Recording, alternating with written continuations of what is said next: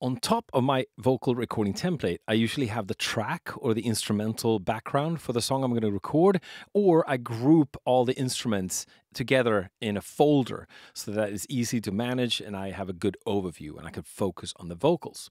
And then I have a track which I name the singer's name. In this case, it's me, so it's called Fredrik. And then I have the different song parts underneath, as you can see here. I have the verse, pre-chorus, chorus, bridge, and ad-lib. And it just makes it a lot easier for me to separate these parts, and I will explain that later when you get into mixing and arranging the song. Then I usually start with having the singer try the whole song the way through it. That way I can hear what they do and which parts I will need to work on.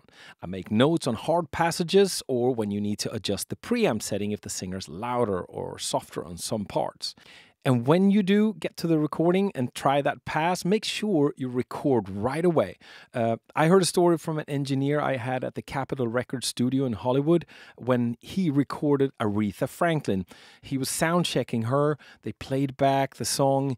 They played the first take, and then he just did some adjustments, took it another time. All of a sudden, he saw Aretha Franklin take her handbag and started to walk out of the studio. And he's like, "Miss Franklin, sorry, we're just about to start recording." And then she just said, "When Aretha sung, Aretha sung." So yeah, magic can happen. Make sure you press record right away. That's just a good tip.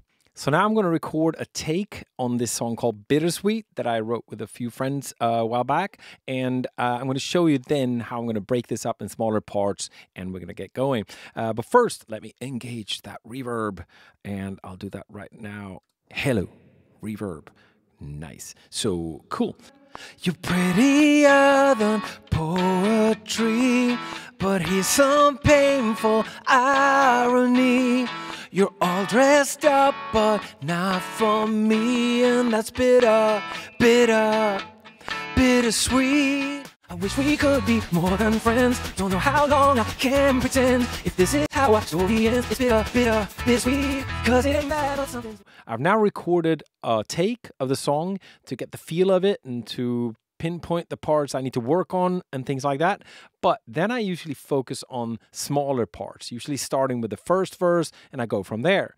I make a selection with the loop tool, the cycle range here.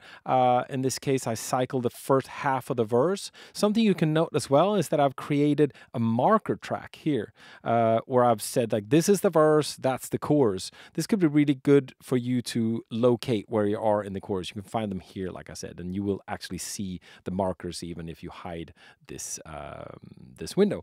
Now I'm going to start working on smaller parts of the first verse to create a few takes and then be able to comp and select the best takes of that. To be able to do this, there's a feature in Logic that you should check out. It's in the preferences under recording.